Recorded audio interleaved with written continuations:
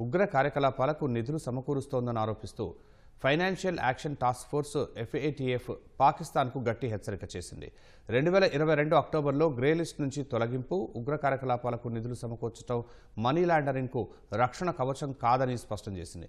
జైషే మహమ్మద్ ఉగ్ర సంస్థకు చెందిన కమాండర్ల నాయకత్వంలో నూతన శిక్షణా శిబిరాల ఏర్పాటుకు అవసరమైన నిధుల సేకరణకు డిజిటల్ వ్యాలెట్లను పాక్ ఉపయోగిస్తున్న విషయం ఇటీవల బహిర్గతమైంది. మతపరమైన విద్య, సామాజిక వెబినార్ల పేరుతో ఆర్థిక లావాదేవీలు జరుపుతున్నట్లు ఆరోపణలు ఉన్నాయి. కరాచీ, క్వెట్టా, పెషావర్ నుంచి ఆఫ్ఘనిస్తాన్, గల్ఫ్ దేశాలకు నిధులు తరలిస్తున్నట్టు తెలిసింది.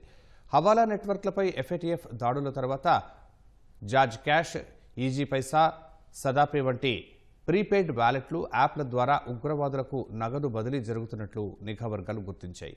ఈ నేపథ్యంలో FATF స్పందించింది. పాకిస్తాన్ ఇప్పటికీ ఫాలో ప్రక్రియలోనే ఉందని, ఆసియా పసిఫిక్ గ్రూప్ ద్వారా నిరంతరం పాక్లో కార్యకలాపాలను పర్యవేక్షిస్తున్నామని మద్రోజ్ వెల్లడించారు.